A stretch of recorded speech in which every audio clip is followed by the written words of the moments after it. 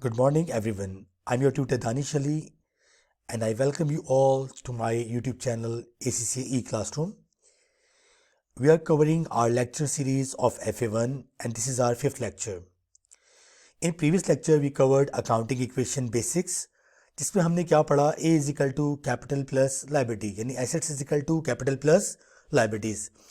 हमने उसके अंदर ये कवर किया था कि at any point of time business के जो टोटल रिसोर्स है that is asset shall be equal to capital plus liabilities. हमने कहा व्हाट इज कैपिटल. कैपिटल का मतलब बिजनेस का वो रिसोर्स जिसका कॉन्ट्रीब्यूटर ओनर है. हमने कहा व्हाट इज लाइबिलिटी. हमने लाइबिलिटी का मतलब ये पढ़ा कि बिजनेस का वो रिसोर्स जिसका कॉन्ट्रीब्यूटर ओनर नहीं कोई थर्ड पार्टी है, किसी से उधार लिया, किसी से लोन लिया, किसी फैमिली मेम्बर से लोन लिया, यानी लाइबिलिटीज क्या थी, बिजनेस ऑब्लिगेशन. हमने एक पढ़ा था कि at any point of time asset shall be equal to capital plus liabilities. फिर हमने वेरियस कंप्यूटेशन परफॉर्म की थी. आज हम उस इक्वेशन को एक्सपेंड करने जा रहे हैं, लेकिन before that we need to add two additional components in our equation and that is expenses and income. Let's start our topic today.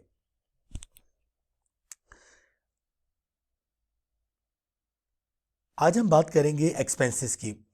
देखिए, वैसे तो एक्सपेंसेस के बारे में एक जनरल आइडिया सबको होता है, लेकिन बहरहाल कुछ चीज़ें आपके पास टेक्निकल भी होती हैं. रिसोर्स, हर बिजनेस का कोई ना कोई रिसोर्स है, कोई कैश है, कोई बैंक है, ये सब बिजनेस के क्या है बेटा, रिसोर्स हैं. जब आप एक बिजनेस करते हो तो आपको कुछ ना कुछ मैंडेटरी एक्सपेंसेस भी इनकर करने पड़ते हैं, कुछ मैंडेटरी खर्चे भी इनकर करने पड़ते हैं. यानी एक्सपेंसेस बेसिकली आउटफ्लो होते हैं. क्या होते हैं बेटा, outflow of resources, outflow of cash. Sir किस लिए होते हैं एक्सपेंसेस? वो रिसोर्स कंज्यूम जो बिजनेस को ऑपरेशनल रखने के लिए ज़रूरी हो. Resources consume to keep business operational. Business को ऑपरेशनल फॉर्म में रखने के लिए जो मनी स्पेंड हो रही है दैट इज एक्सपेंसेस. हमने कहा सर ये वर्ड आपने यूज किया है रिसोर्सेज कंज्यूम. जब भी कभी खर्चा करोगे तो कैश या बैंक,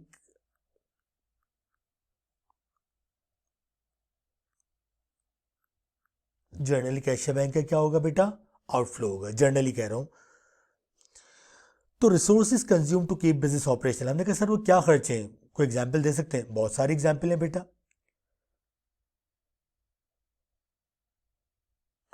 आपकी एक शॉप है, आपने किराए पे एक शॉप ली है.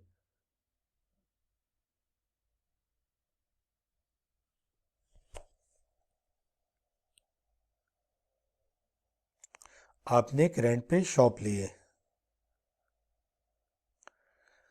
आप उसके रेंटल्स भी बेयर करोगे. जब तक आप किराया नहीं दोगे आप उसको रन नहीं कर सकते. सर मुझे उसके यूटिलिटी के चार्जेस भी देने हैं. सर के इलेक्ट्रिक का बिल आएगा, आई नीड टू पे दैट. सर दुकान के अंदर वाटर का कनेक्शन भी है, वाटर के चार्जेस भी आएंगे, वो भी पे करने.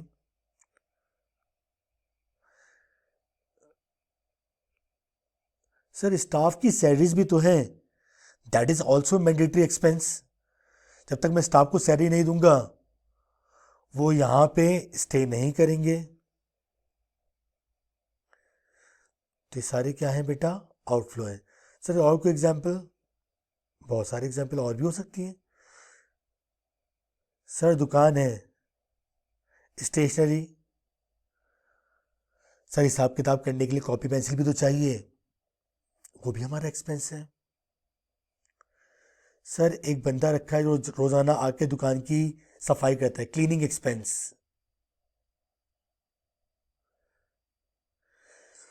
तो इन शॉर्ट बिजनेस को ऑपरेशनल फॉर्म में रखने के लिए हम दो जो तमाम खर्चे करेंगे that is called expenses.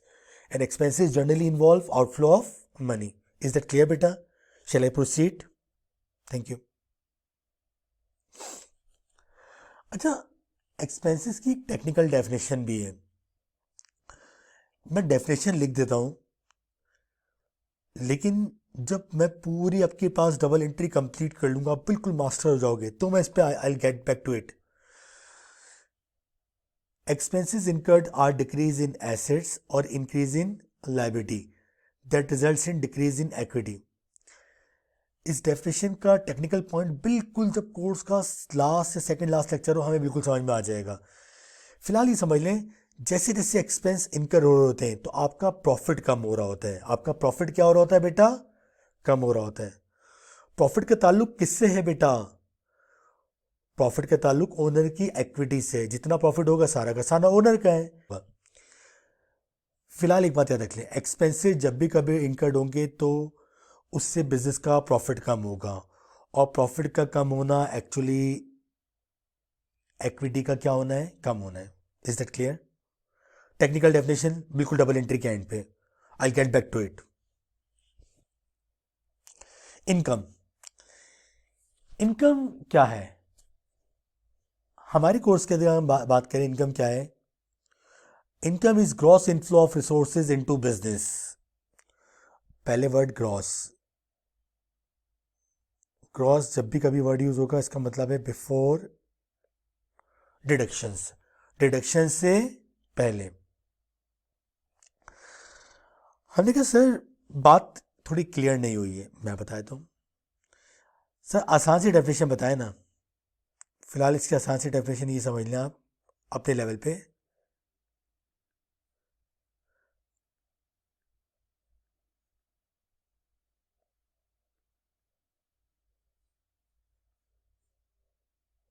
Selling price of goods and services. जिस प्राइस पे कोई बंदा अपने गुड्स सेल करता है या सर्विसेज प्रोवाइड करता है, दैट इज कॉल्ड इनकम। हमने कहा एग्जाम्पल बताएं सर। सर ये जो पेप्सी वाले हैं ये PKR 70 की बॉटल सेल कर रहे हैं, सर ये इनका रेवेन्यू है। सर ये हमारे इलाके में एक पिज़्ज़ा मैक्स है, ये अपने ये हमारे पास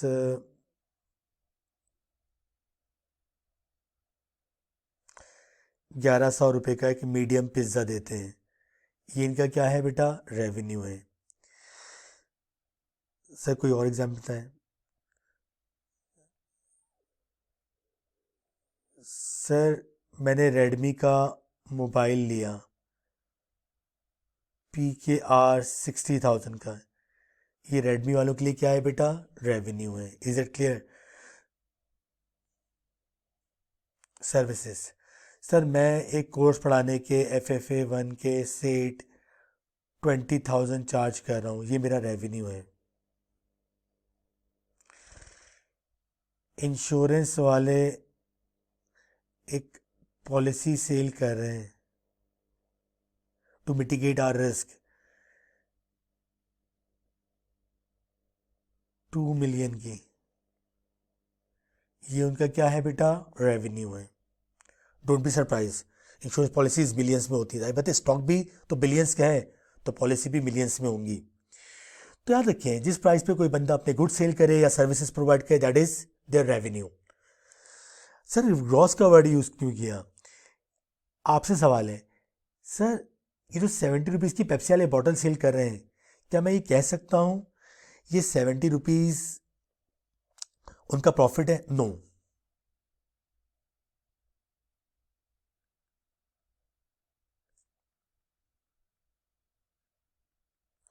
रेवेन्यू में कॉस्ट भी शामिल है और प्रॉफिट भी।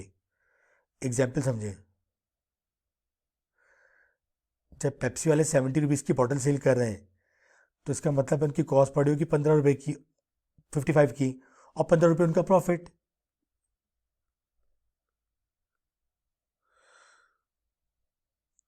तो याद रखिएगा revenue is always gross. Gross का मतलब इसमें कॉस्ट भी शामिल है और प्रॉफिट भी शामिल है।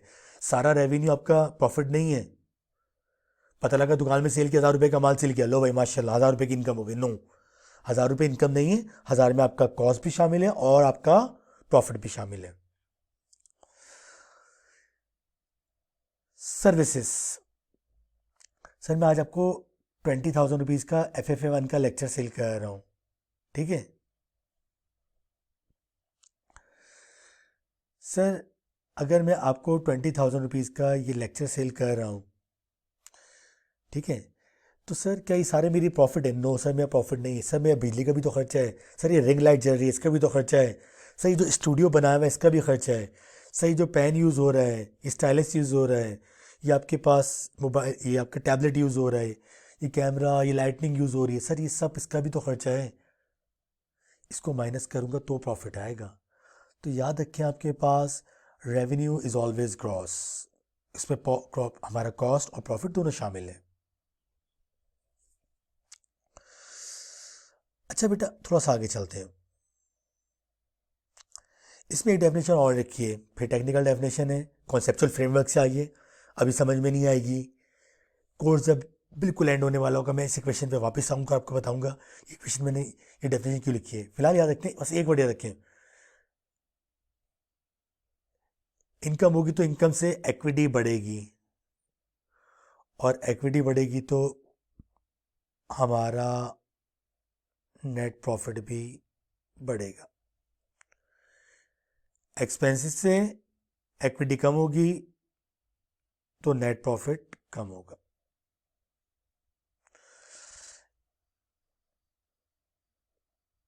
तो भाई, इज दैट क्लियर? हमने दो बातें की। Expenses, resources consume to keep business operational, वो तमाम खर्चे जो बिजनेस को ऑपरेशनल फॉर्म में रखने के लिए ज़रूरी है, दैट इज एक्सपेंसेस। चाहे वो शॉप का रेंट हो, कि इलेक्ट्रिक का बिल हो, पीटीसीएल का बिल हो, स्टाफ की सैलरीज हो। Income, gross inflow of resources into business.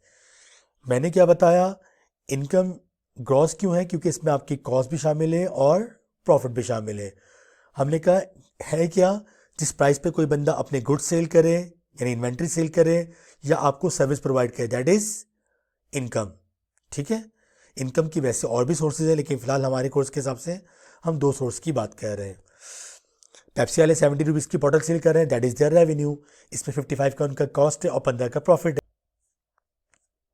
मैं आपको FA1 के लेक्चर सेल कर रहा हूँ 20,000 रुपीज़ के। ये 20,000 रुपीज़ सारा मेरा प्रॉफिट नहीं है, इसमें से मुझे खर्चे भी माइनस करने पड़ेंगे, अपने स्टूडियो का खर्चा, अपनी लाइटनिंग का खर्चा, जो मेरे आपके पास एसेट्स डेप्रिशिएट हो रहे हैं उनका खर्चा भी माइनस करना पड़ेगा। तो जाके मेरा क्या आएगा बेटा, प्रॉफिट आएगा। तो revenue is not profit.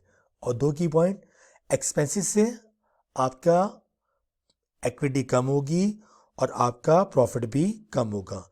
Revenue से आपकी इक्विटी बढ़ेगी और आपका प्रॉफिट भी बढ़ेगा। Thank you.